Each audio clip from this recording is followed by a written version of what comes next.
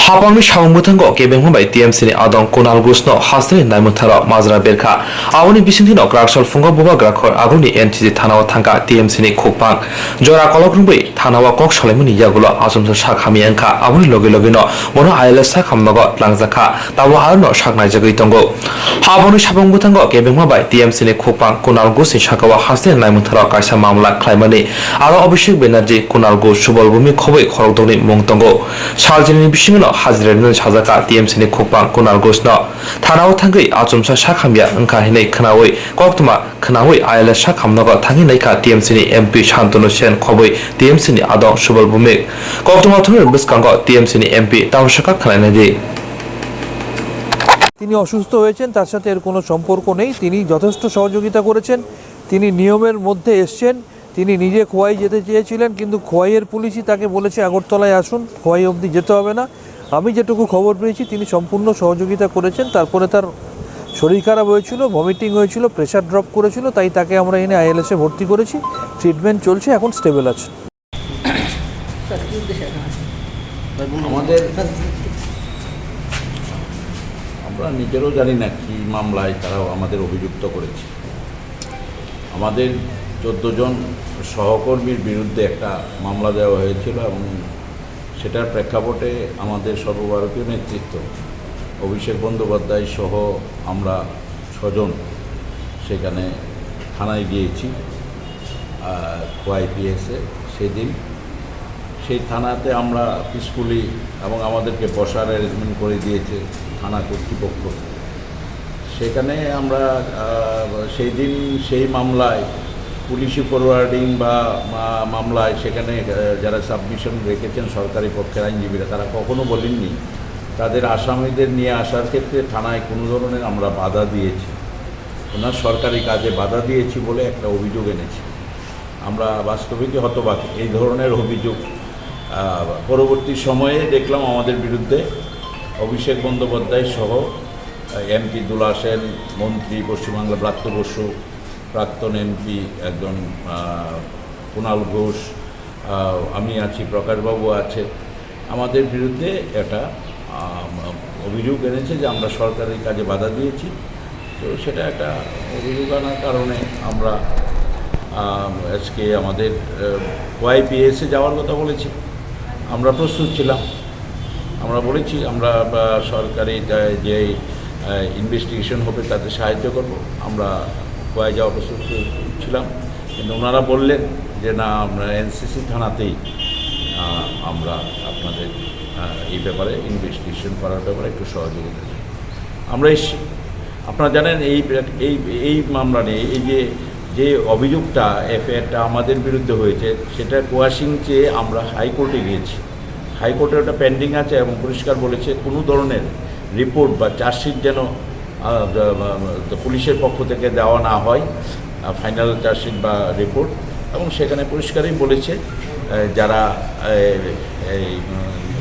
Investigation ওরা এর মধ্যে ইনভেস্টিগেশন করছে জানি না ওটা হাইকোর্টে আমরা এটা একটা অভিযোগ মিথ্যা অভিযোগ এবং উদ্দেশ্য প্রণোদিত রাজনৈতিক উদ্দেশ্য প্রণোদিত অভিযোগ এই কারণে আমরা হাইকোর্টের দ্বারস্থ হয়েছি আমরা নিশ্চিত যে হাইকোর্ট ওপর আমাদের বিশ্বাস ভরসা আছে এই মামলায় হাইকোর্ট সঠিক সিদ্ধান্ত দেবে জাজমেন্ট দেবে থানার তরফ থেকে কী জিজ্ঞাসা করা হয়েছে আপনাদের থানার তরফ থেকে জিজ্ঞেস করেছে যে এরকম আমরা বললাম থানা কর্তৃপক্ষ আপনারা আমাদের বসালেন চেয়ার দিলেন আমরা সেখানে ছিলাম সারা ভারতবর্ষে সেটা লাইভ টেলিকাস্ট হয়েছে দেখেছে থানায় কোনো রকম কারোর সঙ্গে বা কোনো কাজে বাধা দেওয়ার কোনো প্রশ্নই ওঠে না তো এইগুলি উদ্দেশ্য প্রণোদিত এই গভর্নমেন্ট প্রতি মুহূর্তে মানে কিভাবে বিরোধী দলকে একটা মিথ্যে মামলা দিয়ে বিভিন্নভাবে তাদেরকে বিব্রত করা যায় রাজনৈতিক কর্মসূচি করতে না দেওয়া এসব যেমন কালকে আমাদের কর্মসূচি আছে আমাদের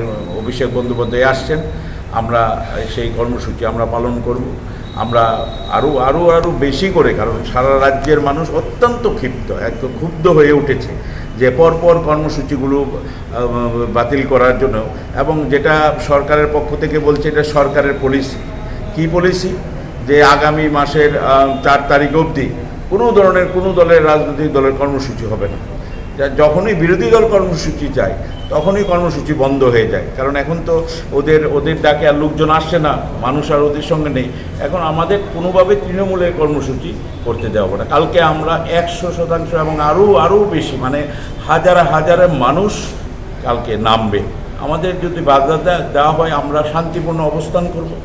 আমাদের যদি আমরা কোভিড আইন মেনে কালকে আমরা যাব এবং আমরা আমাদের নেতা অভিষেক বন্দ্যোপাধ্যায়ের নেতৃত্বে র্যালি হবে এবং এটা ঐতিহাসিক র্যালি হবে। জিজ্ঞাসাবাদে পুলিশ 11:30 এখানে অ্যারাইভেল, তারপর থেকে ওনার বিভিন্ন কর্মসূচি আছে, মিটিং আছে, প্রেস কনফারেন্স আছে, আর তারপরে পদযাত্রা আছে। পদযাত্রাটা কখন শুরু হতে যাচ্ছে?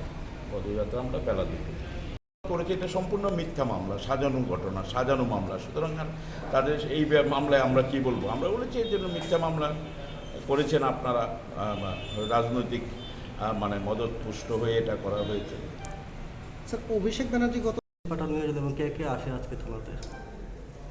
খোয়াই থানা কেস নাম্বার 77/21।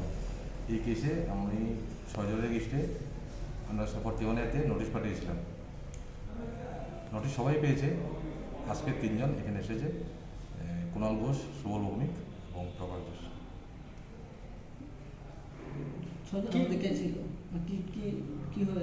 কেসটা কি ছিল?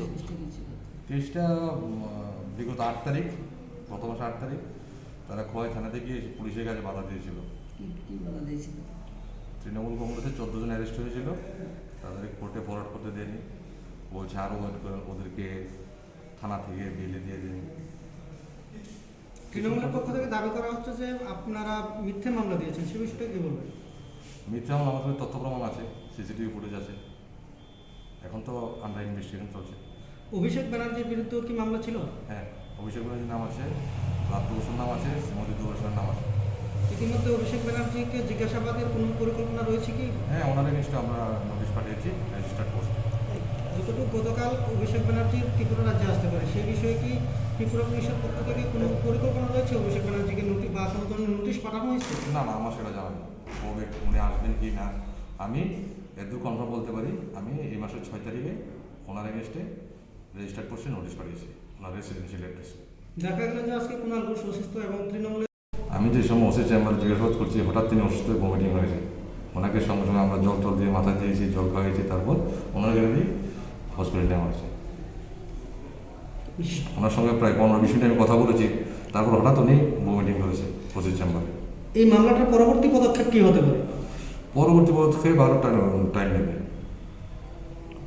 এটা তদন্ত সাপেক্ষ। এখন খোয়াই থানা থেকে আমি বলেছিলাম খোয়াইতে যাব, ওরা বললেন খোয়াই যেতে হবে না, এখানে আসতে। এখানে এসেছি। কাকে কাকে নোটিশ দেওয়া হয়েছে? মামলাটা ছিল অভিষেক বন্দ্যোপাধ্যায় +5। এবার কাকে কাকে এখন অবধি দেওয়া হয়েছে আমার পক্ষে বাকিদেরটা বলা সম্ভব নয়। আমি পেয়েছি, আমি এসেছি।